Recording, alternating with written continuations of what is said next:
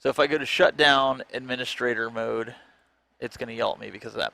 Inside of here, they give you an option to register the system. They give you an option to update the TriCaster.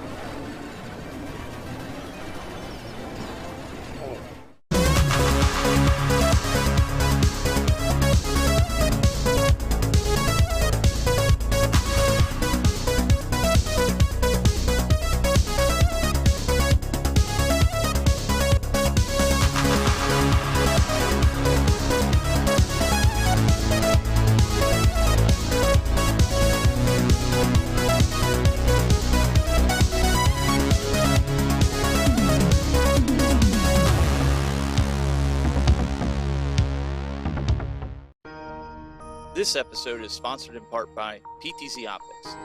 Why need a cameraman when you can just do it yourself? Visit ptzoptics.com for more information. Hey guys, it's Friday, so you know what time it is. It's time for the Retro Buzz, the show that we talk about arcades, gaming, toys. Well, toys are, speaking of toys, our cool toy is not here, but we have Glen. We've got Glen Planamento and his lightsaber. I'm here to take out Kathleen Kennedy, man. Somehow tonight I'm doing it. Tonight. And then we have, from a distant galaxy far, far away, Mr. Chris Pirillo. I guess I have to be the Jedi Knight and fight for peace and justice and actually defend Kathleen Kennedy now. Oh, you put me in this awkward position. Oh, this is a good idea. I didn't think about that. That's a great idea. Wait, I got my...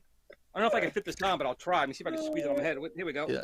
Oh, look at that. Yeah, Just about works. Oh, yeah. It fits. It fits. I have my Sith robe. I should throw that on, shouldn't I? I can. I can. Dare me? Do it. Yeah, do it. Of course. Do it. This is from Galaxy's Edge, right? Oh, you actually went? They sent this. Yeah, I've been. I was there opening weekend, and Disney sent this as a review cloak. Oh, look at that! And it works really well. I put it on when see, I've got my Star Wars pajamas on too, of course. Let me pull. There you go. I got it out of the way. I got it out of the way. Star Wars pajamas, naturally. Star Wars shirt. He's all set. This is me being dressed up. So yes, it works very well. I'm not gonna wear this the whole time though. I was gonna say it'd be a little warm.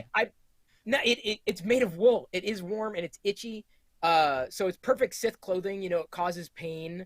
Yeah. So I may have to fight.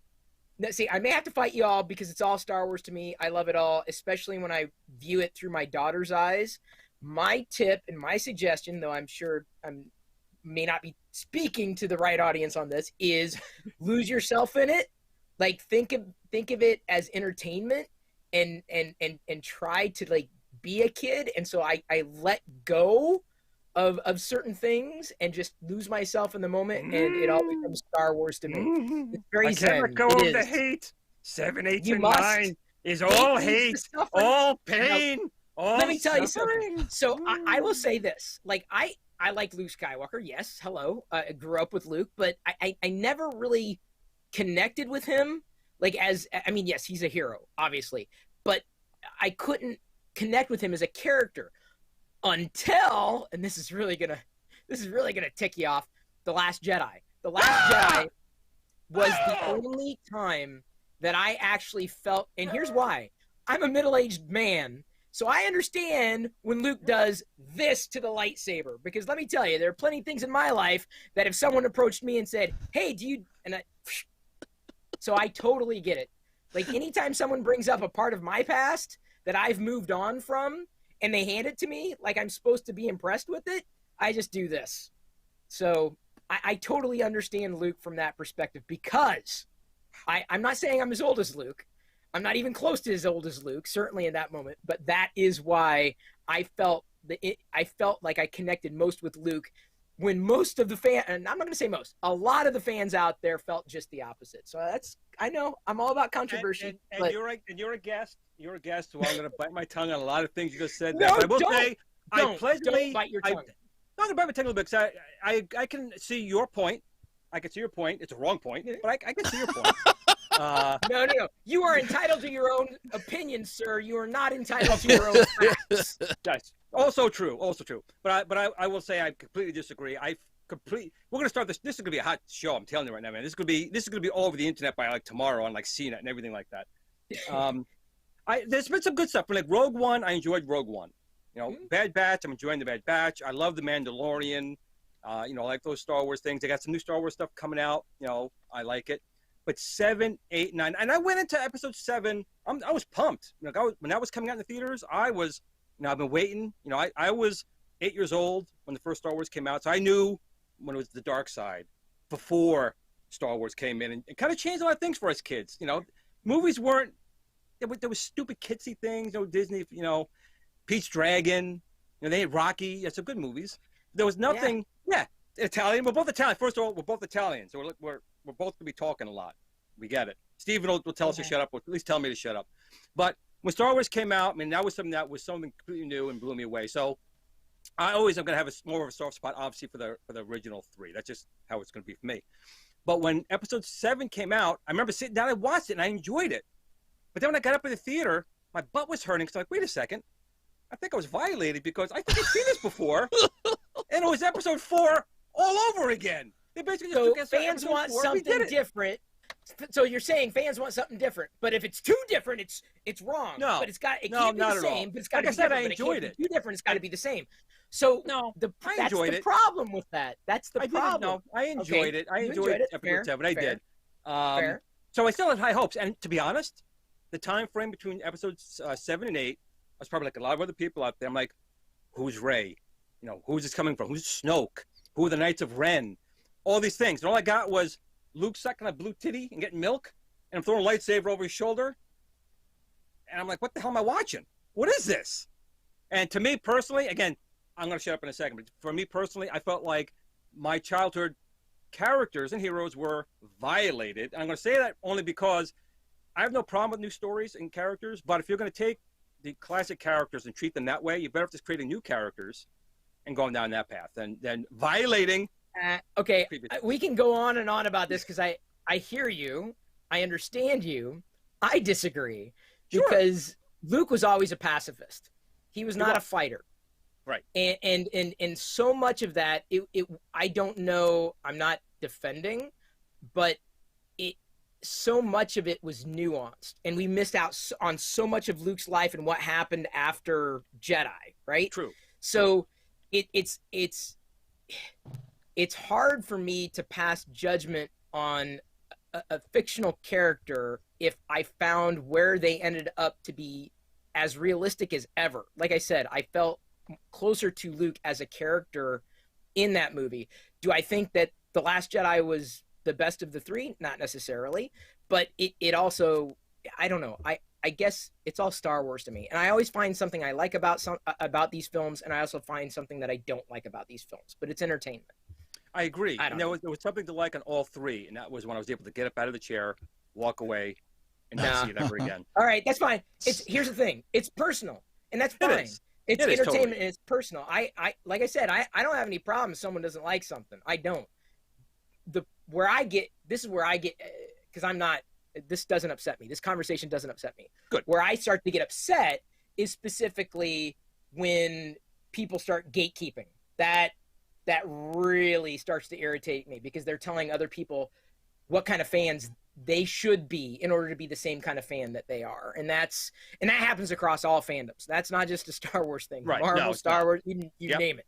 Transformers and all of them. Oh my God. Even Masters of the Universe, right? Like they released the new cartoon, which I loved. I'm like, this is great. This is fantastic. You just killed this is Glen. Absolutely amazing. Like it was great. It was fantastic. Absolutely loved it. And they're producing more. And here's why. I've got, my daughter is 7. Like, okay, so I grew up with Muppet Babies, right?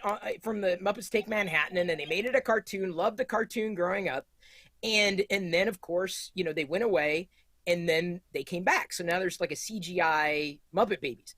And as much as I tried to get my daughter to watch the old cartoon because I enjoyed the old cartoon, she's not as interested in that animation style necessarily, but she's more compelled for the new Muppet Babies. And I'm like, okay, well, it's not my Muppet Babies, but it's hers, and I have a chance to enjoy the same kind of thing, but maybe in a different way. So I'm also looking at Star Wars and this fandom as any kind of not reboot, not a rethinking, a reimagining, whatever you want to call it, of a classic IP to better make it possible for me to connect with my children on something that I enjoyed when I was a child. So that's just, so I hear we're gonna differ.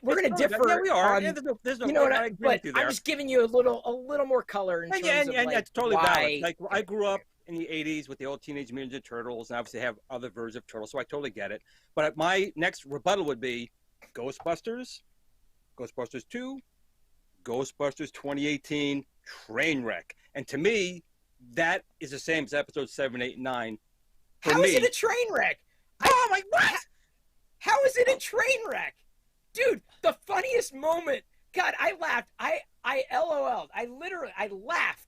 I had to pause the movie. I was laughing so hard. Not at every moment. Not at every moment at all. But there was one moment when the character that what's his name? The Thor, one of the Christophers, isn't it? Isn't he a Christopher?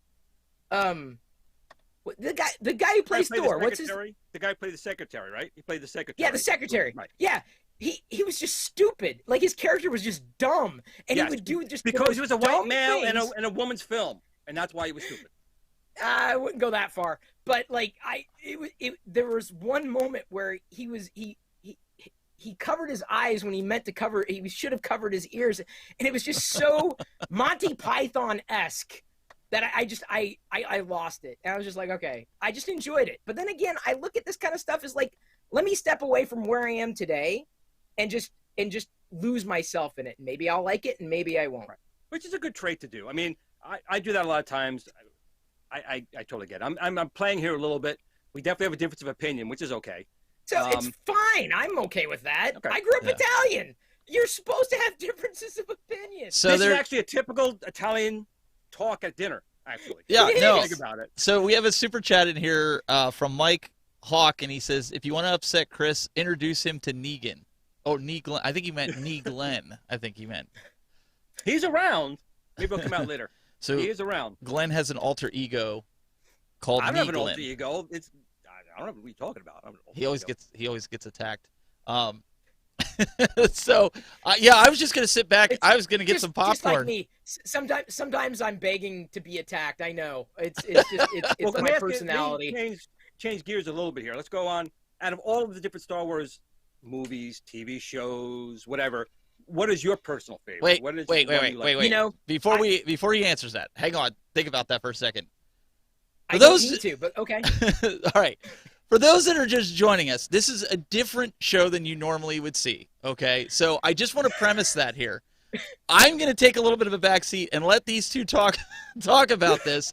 But the reason being is we wanted to bring something different, and Star Wars is a hot topic, right? And I couldn't think of a better guy to bring on to talk Star Wars intellectually with Glenn. But we can go retro, too. I mean, we will. The 80s. I remember it, right? You know, so it's like retro Star Wars, retro everything. But they love it when Glenn starts going bananas. They love it. Good. Then I'm happy to be the fruit fly to Glenn's banana then. So yeah, I think here's my answer to that question. I love the direction of live action Star Wars for a lot of different reasons, because we get far more Star Wars than we could get otherwise. And so much is kind of taken off the plate for the films, these feature-length films that you pent up demand and, you know, cinematic experience and all that. But there's so much hinging on them. And you know, if the story's good, it's good. If it's directed well, it's directed well. And maybe it's not. And maybe you enjoy it, maybe you don't. But the live action TV series is something that I've been clamoring for, I would say, ever since I was a kid. And I'm sorry, the Ewok movies did not cut it. Thank you. At all. We agree there. Okay, we got one. It was definitely a product. Although I enjoy the Star Wars Holiday Special once a year because it's kitschy. It's like, okay, this is so bad. Like Rocky Horror Picture Show, kind of, it's a train wreck that you just enjoy because it's that bad. But it's also enjoyable because it's like, oh, they tried, right? But it was a product of its time. So Star Wars, you know, I feel has a chance to flourish with, you know, whether you agree or disagree with Filoni and Favreau, but that kind of live action Star Wars immersive character driven story that just expands the universe, introduces us to new characters, new locations, new experiences, is amazing. I love that they're doing it. I want more Star Wars live action stuff. I would take Star Wars live action over feature length films. I love that they're experimenting with Star Wars too. I think they should do some different things, but I'm not an anime person, but I'm very, very interested to see what happens with Visions, because my favorite Matrix was the Animatrix. Yes, I'm you know what I'm saying? I'm not into anime at all, but I'm like, this is a great way of telling stories differently, and we get to enjoy that galaxy far, far away, and that the mythos, but see it differently, experience it differently. So I love that. At this point, it would be the Mandalorian, but it's specifically the live action stuff that's got me most and driven, with Visions, at least Disney can kind of test the waters to kind of see what works, and perhaps say, okay, we got a really good feedback on this type of show, maybe we can expand on that. And I agree. I mean, I'm enjoying the Mandalorian myself. Is it perfect? No, but it's good. It's enjoyable. Like any TV show, you have some good episodes, some not so good, but overall, I think the Mandalorian is very, very good. And I think that's kind of what's, for me, has been saving a lot of things. Good. Oh no, I'm sorry. I mean, it's like, I remember. Okay, I know this is another battle waiting to happen, but like the dark times, right? After Jedi, basically, Star Wars disappeared. I mean, yes, you had books, you had games, you had the expanded universe, right? And I kind of got into it, but not really, because it was like. It was too confusing. It was difficult to keep up with. I didn't have access to the media. It wasn't my fandom. It wasn't a part of my fandom. Like, I loved the toys. That's my imagination drove my passion and interest for Star Wars, which is one of the reasons I collect.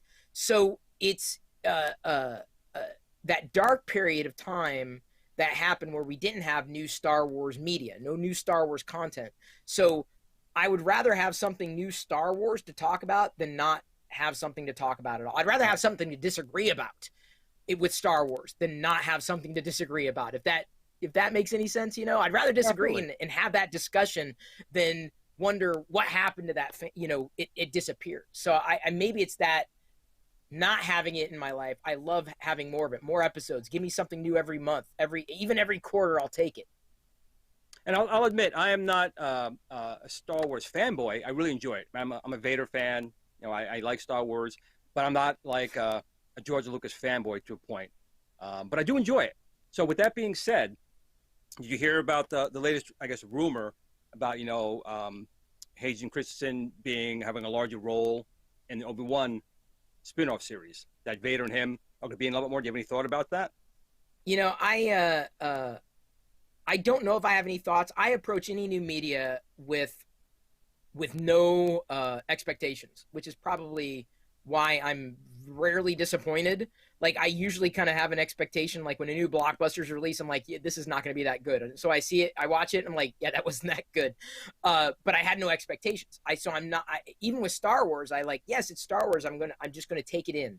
And so I don't have any expectations. So then rarely do I find myself disappointed. So I have no expectations with Hayden Christensen's role. I believe a lot of if the prequels could be perceived as a failure from my point of view, and I'm not saying that. I'm just saying that I feel that they could have been done better.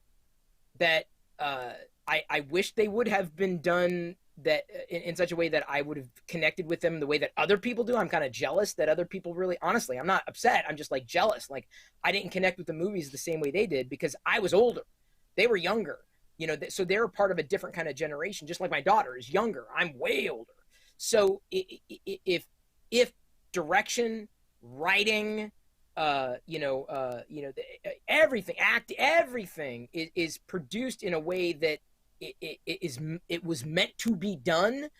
I don't have a problem with how much or how little someone is involved as a character, whether it's Hayden Christensen, who I feel was misdirected. I feel the cast was misdirected in the prequels. I really do, and it shows over and George over Lucas and over again. Is not a good actor director. He's a good storyteller conceptually. But as far as his lines delivered, how he was directing the staff, I agree. You can tell that in the prequels. You can just tell in the way everyone was acting. It was very bad. That's where I kind of try to find something redeeming. I'm like, well, was this meant to be like? I mean, was that his vision for it to be cheesy? Like this line, I'm like, well, I guess when I was a teenage boy, I wasn't exactly the most eloquent. All right, well, okay, I guess that kind of fits. And I watch it differently, over the years, and it's not that I feel off about it or upset about it, but it's just like I take it for what it is and try to accept it. I accept it for what it is, even if it's not something that I feel was up to where it should have been. And for whatever it's worth. I'm pretty sure, if I'm not mistaken, editing pretty much saved the original of Star Wars, right? You know, A New Hope. Yeah. And Actually, that's the one thing I can thank, and I really can thank Kathleen Kennedy for, was 7, 8, and 9 made the prequels look fantastic. So I had a total new appreciation for 1, 2, and 3. So Kathleen Kennedy, I do have to thank you for that. Well, okay, we got that out of you. I'm going to quit while I'm ahead. He does. He gets going, and there's no stopping him on that. Well, and to be fair, the guys in the chat room are kind of on the same length. They're like, Glenn, stand your ground. And then there's other ones like, I agree with Chris. And then there's other ones. Not pass. So there was a couple questions that came in, and they wanted to know, since you are into retro, you're not really a gamer, but are there retro games? I know you mentioned to me off the camera that you do have a MAME cabinet. Yeah. So, although do you have a favorite the CRT, retro? Well, I grew up in the era of like the Atari 2600, and then now you'll agree with this guy. Yeah, another common bond. All right, we're doing okay. So Atari 2600, then the C64. Played a few games. Nintendo, of course, when it came out, but that was honestly, whereas a lot of people kind of continued with games, I kind of went away from it. I wasn't as interested in gaming or that as much as other things in life. I'm more of a writer, and so I was exploring more of my creative side than I might have been, playing games. So the main machine I had was just kind of like, oh, man, it'd be kind of cool to have something like this in my play shop here. And so it's got, a ton of ROMs on there from the arcade, which if I was lucky to go to an arcade, we didn't have a lot of money to spend. Maybe I'd have like $1. And so I remember seeing a lot of games that I never got to play. So I've had a chance to play them, or playing the games that I do remember playing and doing well at. But yeah, I don't know. I had a limited exposure to a lot of this stuff by comparison to many people. My only problem right now with the main machine, it's got a CRT, and I don't know. It's a Dream Arcade is what it is, and it's old. I mean, I had this from the days of Ustream back when, and when something had happened, and the white or something in the monitor is like glitched out, like it's not rendering white, so like the whites look pink, and I don't know what to do because I'm not a hardware guy, so I haven't even turned it on for a little while. But yeah, I don't know. I've tried it all. I don't have any favorites. It's just kind of like, what am I in the mood for? What would I like to try? What do I want to do? My favorite thing to do with the arcade machine is when someone comes over, I'll ask them like, hey, do you remember playing a game? Right. A certain game in the arcade, or do you remember, and then I like pulling up that game on the arcade because then they light up. So it's as much for other people as it is for me, but it's, that's kind of what got us going. Like even in the house here, like me and my kids, it was like the Rampage cabinet was the first one we got, and my brother and I used to always play it. We'd go to Showbiz Pizza at the time, and he would be the gorilla, I'd be the lizard, and we'd just pound buildings. And then to see that and share that with my kids, I get that. But I think they're wondering too, as big as a Star Wars fan you are, do you play the old Vector Star Wars game? Like I have the arcade one that you sit down and fly the yoke and. Yeah, I wanted to get that. I didn't know. I don't think I could have found room. I mean, I like what Arcade 1-Up is doing. I really do. I don't have the room. I don't have the space. It would be awesome, but I've played that one. I've got in my arcade cabinet like a rollerball, which acts as the yoke, and it works really well. It's very accurate. It's incredibly accurate. But Star Wars GRS yoke. That's what it sounds like to me. Yeah, Glenn makes all those, like the trackballs. He actually made a Star Wars yoke. Like nice. he sells them, like cool. he has them. Yeah. Well, okay. So then I got to talk to you. I'm not an electronic guy at all. Although right now I just started a new 3D print on my Prusa Mini Plus. I'm doing a little TIE Fighter snap kit. Nice. It's only gonna take like 18 minutes to print. So if you hear anything going in the background, I'm printing something right now. You can actually the ladies know exactly what I can do in that same time a lot. I'm telling you right there. There's in the wide view, this is the filament that's spool. You'll see it potentially just slightly moving. It's taking the filament in, and it's going to print a little TIE Fighter. Did you get the X-Wing one? There's also a 3D print, a nice Oh, yeah, X-Wing. there's tons of them. Yeah, I've got the print in place, like an X-Wing snap. I haven't done it yet, but I've got this one loaded right now, the filament. But yeah, my art, like, I got to figure out how to fix this. Do I have to replace the monitor? Is it gone? Is it shot? It could be. It could be. Hold on a second. Wait a second. Hold on. Nice. Right. Love the Hot Wheels. It could be. It could be one of the caps, but with CRTs, there's so much. There's so much current in those flybacks. They're very dangerous. I wouldn't recommend you doing it. No. But if you know someone who can work on it, a lot of times it's just a capacitor that just has to be replaced. It's not supplying enough current, and that could be causing the problem. If it's got burn in, that's different. But if it's just not showing the whites, it's most likely a capacitor that has to be replaced. Okay, then I think I'm going to try to reach out to some Seattle area people that might be able to help, because it's like I mean, I don't want to haul the whole thing out, right? Like, it's like, right. I figured someone would be able to address it, but thank you for that lead. Thank you. I appreciate that. I really do. Yes, especially with a CRT and something like that. If you can keep that CRT going, you want to, because they are extremely more rare than midichlorians in my body. Very rare. Well, one of the reasons we wanted to bring Chris on is also because, like, he is doing a lot with Star Wars, and if you guys, some of you guys out there have known him for a while, being on the internet. Some of you, this is the first time you're seeing him. And if you didn't see behind him, him and Glenn were getting into it, because this is just a 10? A 10? That's a small view. Yeah, I can't. Okay, I'm going to, here, do this for me. Go to another view, because I need to move the camera, and it's going to, okay. It's going to No, we could do. It almost at the bottom of the hour. You know what that time is? Yeah, we'll go to Glen's Game of the Week. Game of the Week. So, guys, we'll be right back.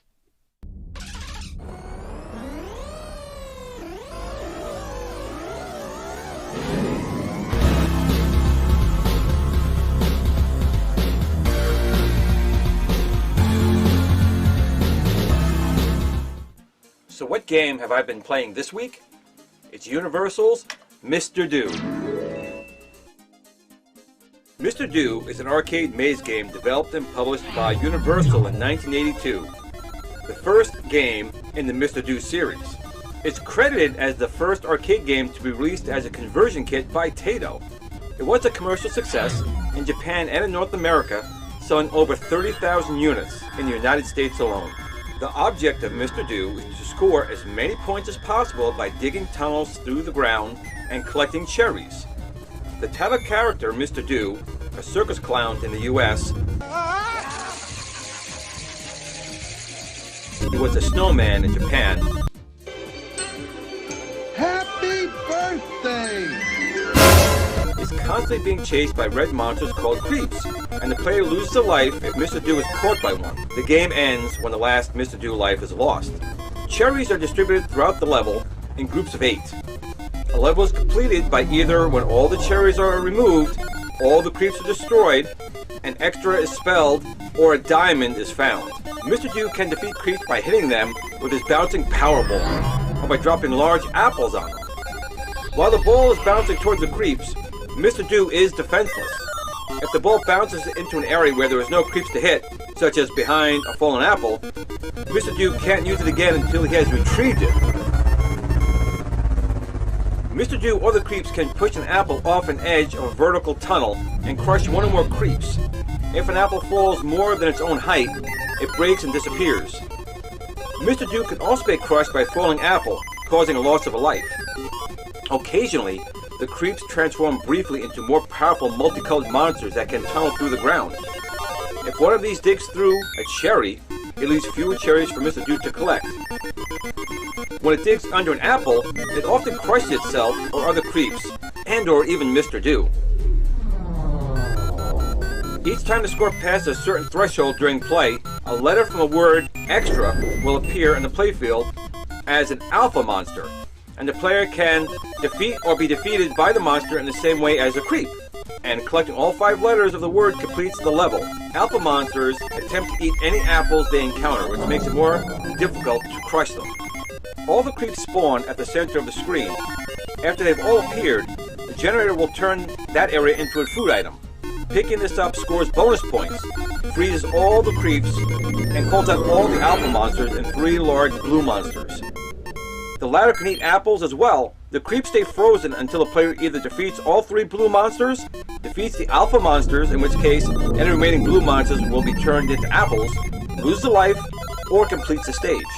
Rarely, a dropping apple will reveal a diamond, which, if collected within about 15 seconds, will complete the level and awards a bonus credit to the player. Mr. Do was created by, well, this guy, don't ask me to pronounce it. It was inspired by Namco's Dig Dug, similar to how many of Universal's other games took licenses from other companies' more successful games. Ladybug being a good example, being very similar to Pac-Man.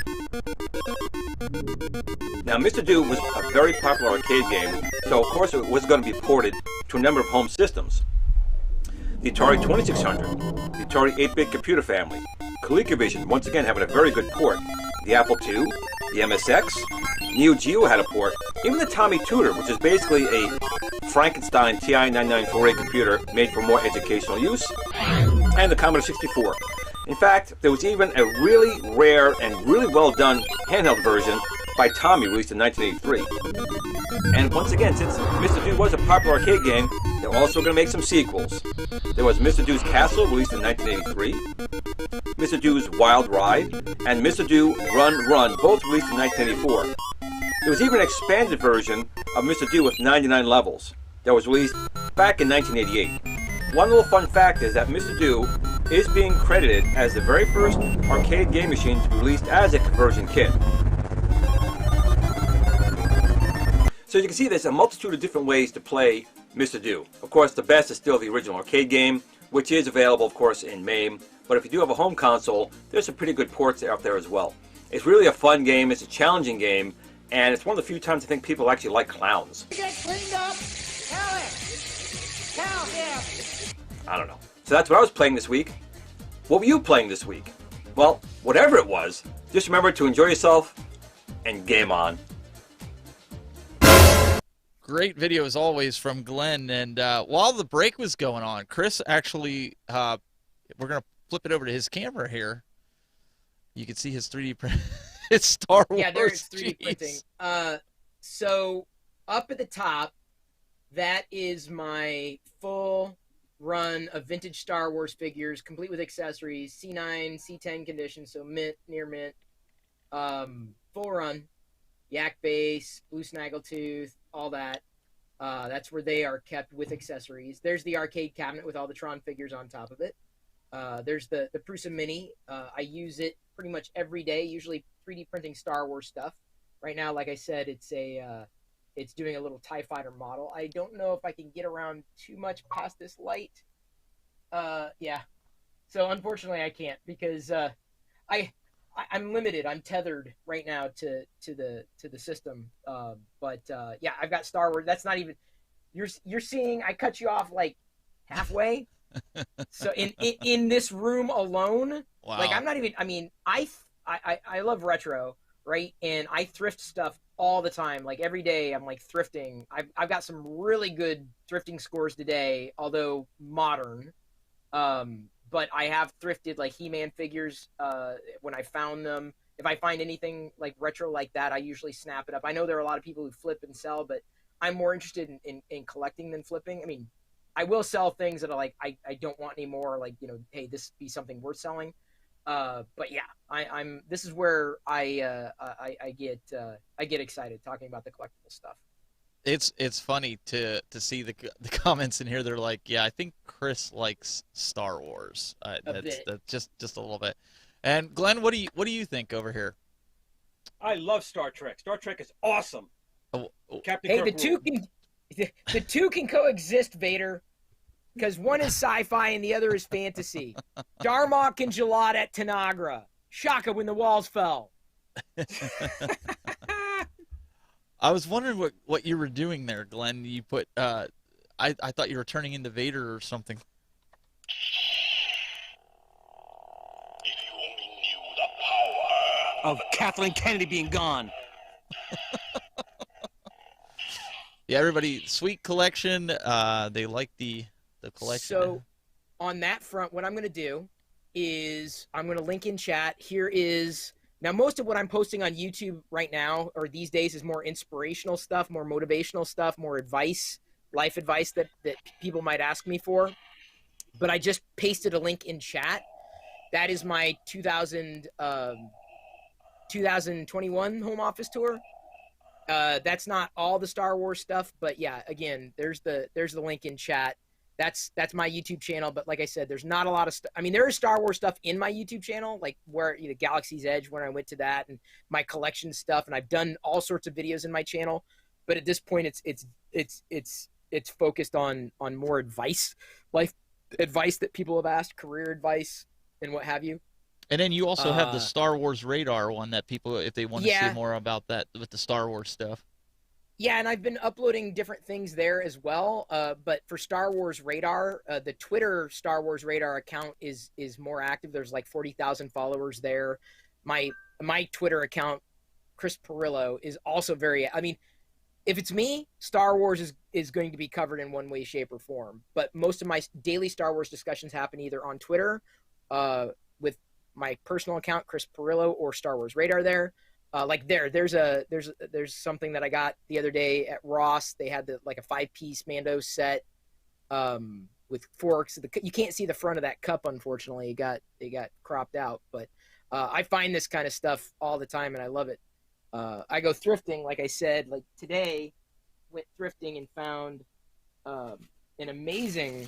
Like I got into the Star Wars Command. They were like, the little green army men, right? Hasbro made these a few years ago. They weren't that popular, and I even skipped them back then.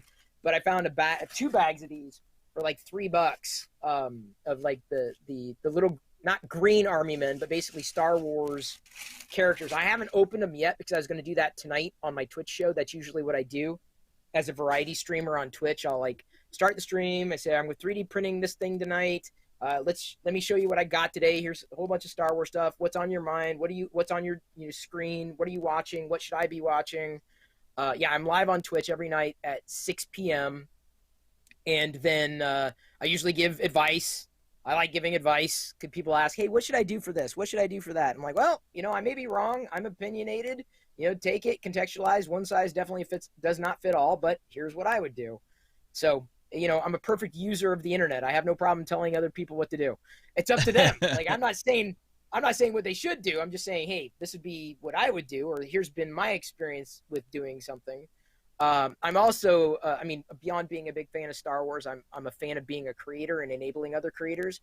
Before the program, we were talking about how you used to watch the stuff that I did and were inspired to do what you do, which is amazing. Yeah. And that's exciting to me because my entire career trajectory has been not just being a content creator, not just being a creator and enjoying doing this kind of thing, but I also enjoy enabling other creators. So my career very much is, if I were to encapsulate it, it's enabling other people. Yes, enjoying Star Wars, that's not so much of a career, but enabling other creators to find their path and find their way to success is something that's interesting to me because it's the experience that I've had.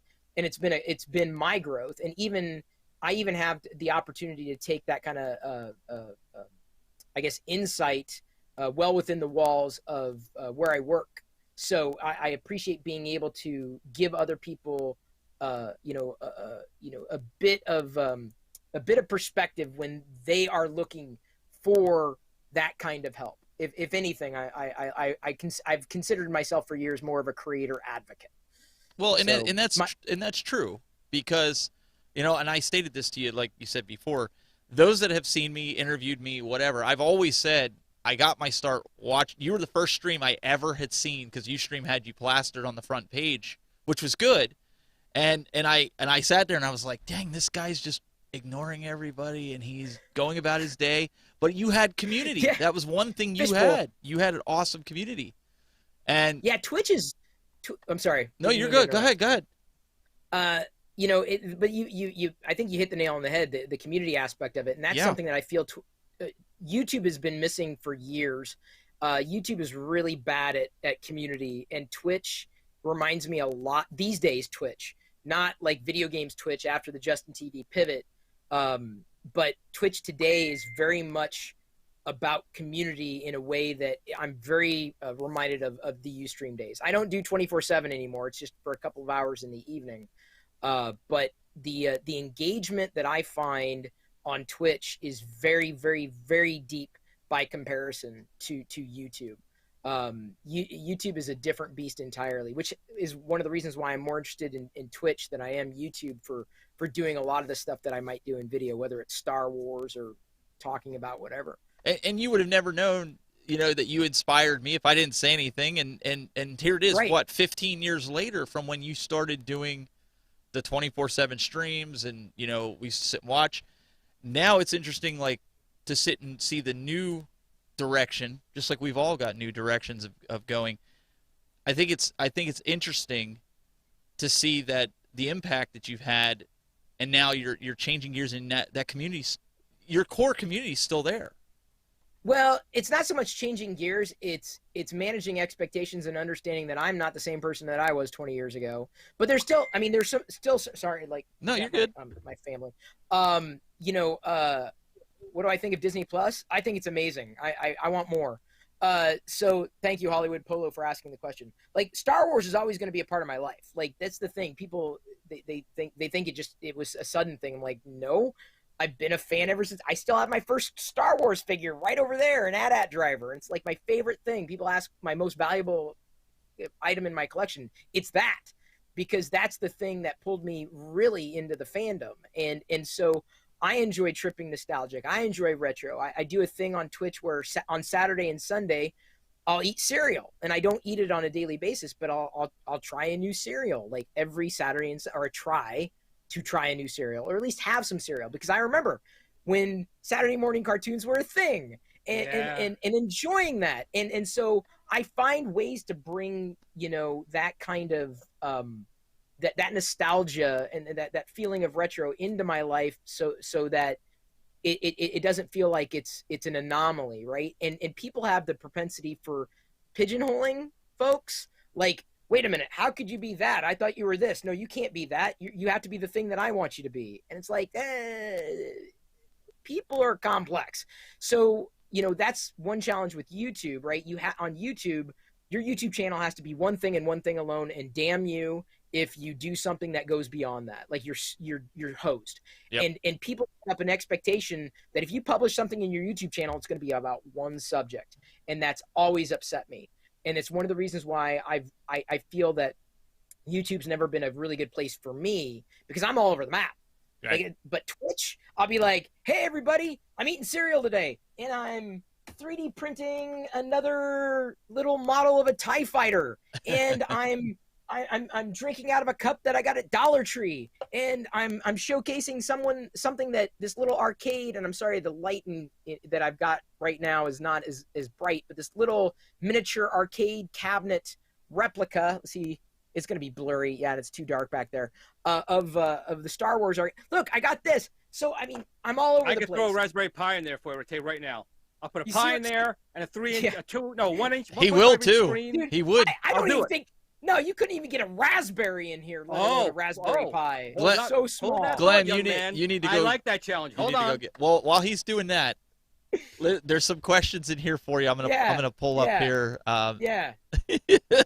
My favorite Star Wars collectible is the one that I currently have. Whatever one is that I currently have, and so like today, my favorite Star Wars collectible is not just what I printed, but specifically the command figures, right? So I'll be opening these later in my stream, or my favorite collectible, for some reason, 2 unopened boxes of Lego sets, the Mando Lego sets and a Spider-Man Mecha Lego set I got for like $4. Both of these sets, and I think they're unopened. So this is my favorite Star Wars collectible. So it's never really one thing. I mean, like I said, the AT-AT driver, was my first, but. And we'll get to some of these other questions here, but real quick. Yeah. So have you ever seen these little guys? These little tiny. Oh yeah, I love them. Yes. Okay. Yeah. I have in here. I was the first person in the world. Raspberry Pi 0W, 10,000 arcade games, a 1.3-inch screen. So if I could do it to this, I could do it nice. to that. That's cool. I love those. I mean, they're not great. No. But like I'll pick them up on sale. Sometimes I find them thrifting. In fact, this 2 days ago I found there's a Teenage Mutant Ninja Turtles pinball, so I figured I'd grab it. Yeah. And I've got a shelf of, it looks like a little retro arcade. Yeah, I'll get them. I'll grab those. Those are fun. Yeah, the tiny arcades are like the episode 3 of Star Wars. So yeah, Here they're we not go. excellent, but they're still pretty good. Yeah. I'll go for that. So 8-Bit Ryan says, question for all three of you. What do you consider the best Star Wars video game? The first one. Oh, The that came out Vector, pretty good. The Atari. Yeah. There's another one. Someone remixed this model with full sides, but I thought this one would be work just as well. In fact, it's even got a little holder at the top, so it can be like an ornament or hung somewhere. But yeah, this took about 18 minutes to create.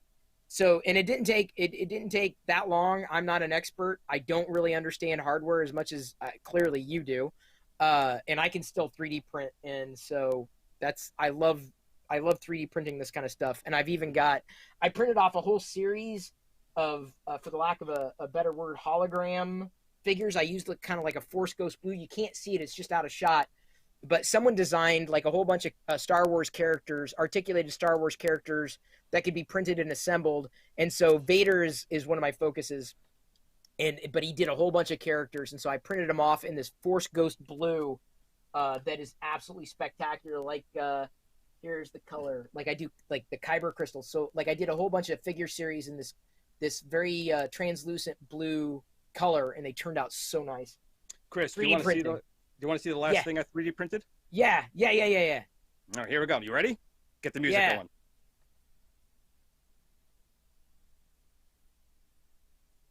No way. The Donkey Oh, Kong. cool. The Donkey Kong cab.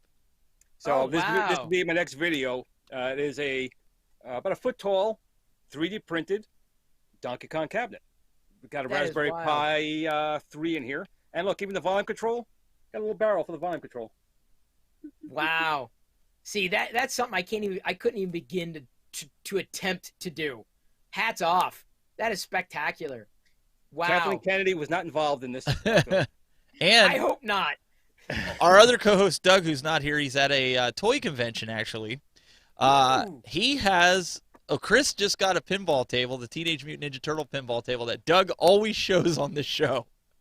Because everybody always asks him what's his favorite pinball, and he pulls up the little mini pinball table. It's of a the mini Ninja pinball Turtle. thing. And Chris actually has that one, too.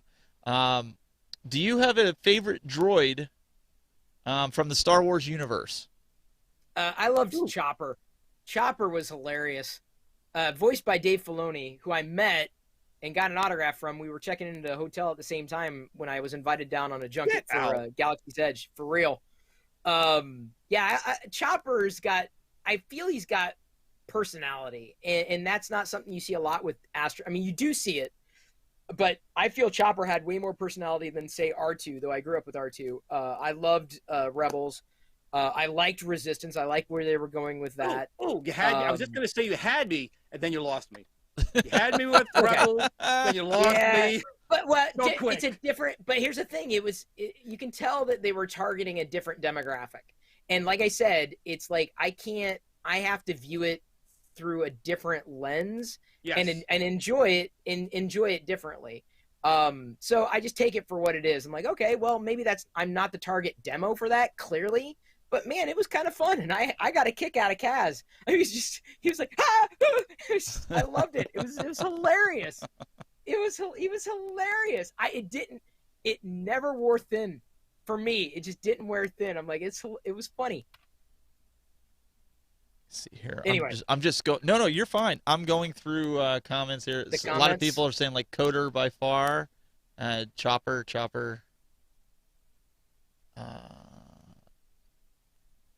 Let's see here. Oh, they're talking about the video game. Okay. Yeah, and actually, Chopper was just recently in one. If you haven't seen it, in one of the episodes of the Bad Batch. You know, he was actually 2 Mhm. episodes, I think, of the Bad Batch. So I agree. He was a good character. And he did have a little more personality than R2. He was a little more free, a little more rambunctious than even R2 was. Well, he had more inflection, right? Because I mean, obviously, different voice mechanic, right? Not necessarily beeps and boops, but more whirs, right? So there was intonation, and that is what I mean. Sometimes it was like I could actually understand what Chopper was saying. Like there were some times I was like, I actually understood him, and that was kind of magical. Like, wow, like there's no way I could understand R2D2. Like you'd have to kind of infer, but like there were moments. AP5 was also fun in Rebels, very reminiscent of the AP5 voiced by Steven Stanton, who also voiced Radis in Rogue One. A great guy too, amazing guy, voice actor too. And he had what was it? What was the name of the character from Hitchhiker's Guide to the Galaxy? The one Oh, the mopey robot? Yeah. Hopefully some of the comments will know. They will. If they're nerds, they will. But AP5 was very much in that spirit, so it was it was fun to hear that in the Star Wars fandom. So yeah, I love the droids. Did you ever read the book? Well, we still look at the comments. Did you ever read the book Dark Lord: The Rise of Darth Vader? I never got into many, maybe a couple of the books, but we didn't really have comics where I grew up, unfortunately, either. So I missed out on a lot of that. Well, if anyone even out there has not read this book, it's called Dark Lord: The Rise of Darth Vader. It's a fantastic book, and for me, it kind of saved the prequels because it talked about Episode 3 into Episode 4, kind of what happened in between there, how Vader kind of did certain things. And I wish Disney, that's what I want to see a movie of. Take that book, make it to a film, be fantastic. Somebody's saying Marvin, voiced by Alan Rickman. It was Marvin, yeah. So that's that. I was gonna say Marvin, but I'm like, no. But I stopped myself. I'm like, no, Marvin's the Martian from Looney Tunes. Oh yeah. I stopped myself, but I was gonna say it. So I'm glad that it was Marvin, Alan Rickman. It didn't take long for them, of course to grab it. You gotta have the chat. You know, the interesting thing about the Bad Batch is it's more a prequel to Rebels than it is a sequel to the Clone Wars. I mean, especially with a couple of those episodes in there. Right. You know, I really enjoyed Rebels. A lot of people done. kind of didn't care for it. I loved Rebels. Oh, Rebels was fantastic. It was a slow burn in the beginning, but I miss it, and it's sad that it went away. I do miss Rebels. Without Glenn getting into an argument on this one, I want to ask you: your daughter's 7, and I have a hard time with my daughter's 12, and my son he just turned 9. My son will watch anything Star Wars. My daughter cannot stand like the Rogue One, Return of the Jedi. Like she likes the effects of the new ones, but she can't stand the old ones just because they seem dated to her. Does your 7-year-old daughter watch the older ones and fare well with it? I mean, we don't really watch a lot of movies together. You know, I've watched shows and I'll say, hey, do you want to watch this? She was into The Mandalorian a lot, of course, because of Grogu or Baby Yoda, which I'm grateful for, very grateful for. You know, but she's enjoyed going to the newer movies because she gets a chance to go to the movies and eat popcorn. So if and when they re-release the movies and we get past this pandemic, this problem, or she's when she's able to get vaccinated. Sorry, not to get political. I didn't realize science was political, but apparently it is. I want to be able to go to the theater and see it in the theater, and I think that's where it has a chance to capture her attention. We've watched them in bits and pieces at home, but unless she's like drawn into it, it's difficult to keep her head still.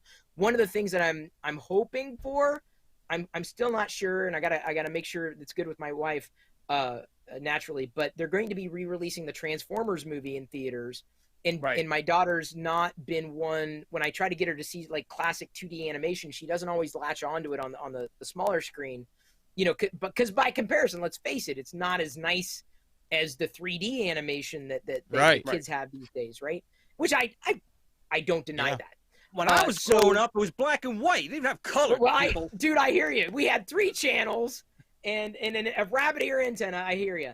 So my hope is to be able to take her to see that, although I'm not sure she would enjoy it. I think she'll enjoy the experience of going to see it. I don't know how dark it gets with Optimus Prime dying. But there's a Weird Al Yankovic song in the movie, so yay.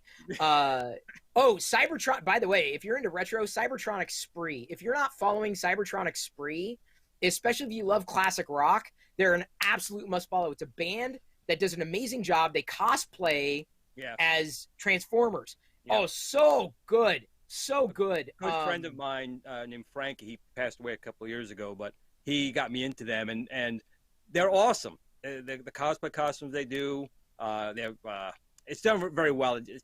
He was such a good guy too. Sorry, you just brought a flashback when you brought that up. Sorry. No, don't. It's a great band. They play very well. Yeah, I just wanted to throw that in there since we're talking retro, and so I'm still trying with my daughter, and so I feel like maybe it is the medium as much as it is the message. So the Transformers coming out in theaters, limited release for just I think a couple of days. I'm hoping, we'll see. I'm playing it by ear because of course we're gonna be wearing masks, and she's gonna want popcorn, and that's gonna be fun. But I hope that they do re-release the movies, and I know some people are like, oh, but the classics and the special edition. I'm like, I don't care if it's Star Wars and it's on the big screen. I can tell you, she's in. It doesn't matter. She's in. She'll take any excuse to eat the popcorn. I'm like, if that's what it takes, that's what it takes. Chris, real quick, before we go to that, real quick, go ahead. Did you ever see the Star Wars fan-made Revisited, Episode 4 Revisited, Empire Strikes Back Revisited? Have you ever seen those? I think I've seen the despecialized editions or parts of them, or like something named like someone's special cut.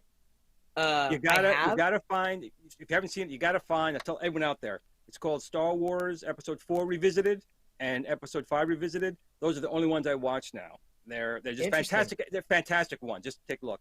But Steven, I didn't mean to cut you off, buddy. What you were going to say? Oh no, you didn't. It's all good. No, I was just trying to. I was going to pull up here the question that somebody had here about lyrics. What should be the next movies that? What does the panel think that Disney should do to the next movie-wise besides the already announced projects? Anything. I mean, for me, I would like to absolutely see a Vader trilogy. I really would like to see Vader. When you think of Star Wars, that's the first character people still go to. At least my generation always go to him.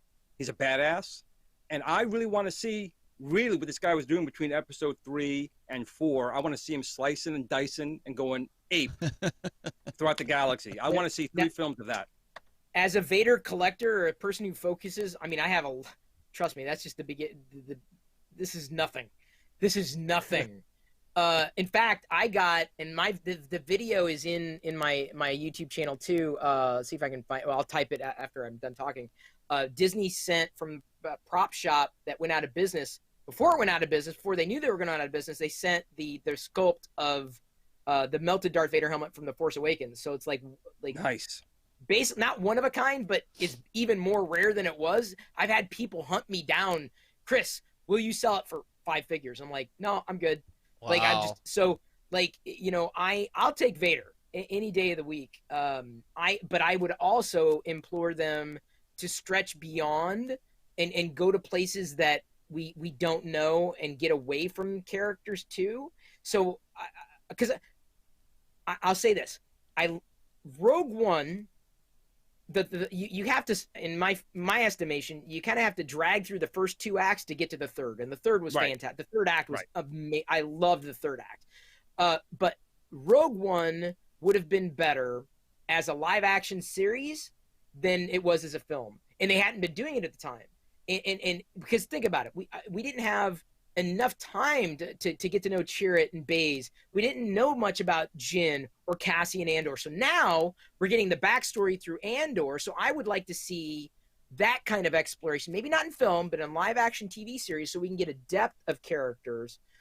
Vader, I don't know if would stand as a trilogy, but I think a standalone where Vader is maybe seen, and this is probably more like a comic type of thing, not the protagonist, but not the antagonist. So let's see a different side of Vader. And yes, obviously just like his badassery, but bringing a different depth to that which we knew as the character of Darth Vader. Some would argue that we already had a Darth Vader trilogy. It was the prequels because we learned where he came from. We got his backstory. But I know exactly what you're saying. I don't know. Like I said, I'm all about like surprise me. Just please plan it out. That's the only thing I would ask. Yeah. Don't go into it like the sequel trilogy. Yeah, Have a and plan. I think maybe that's my biggest gripe, I guess, with 7, 8, 9 was I hear they you. kept saying there was a plan, but there really wasn't a plan. It was a hot mess. I think that's probably out of everything the biggest issue I have with those. You know what? That is more than fair because it's accurate. It's accurate. Well, I know there's some people in the chat here that are also saying they need more Darth Maul. That was a character that never really resonated with people. I think that's why they killed him off so quick, right? He was in Rebels. They did a good job in Rebels. Exactly. Yeah. Rebels, a little bit Clone Wars, Rebels, of course, the end of Solo. Solo, I thought, did not get a fair shake in the theater. I think it was, and I had to suspend disbelief, and like, because Harrison Ford is Han Solo, he is Indiana Jones, right? There's you can't inextricable, right? But the to me, it was well done, a great score, great characters, great writing. I think some of the arcs fell short.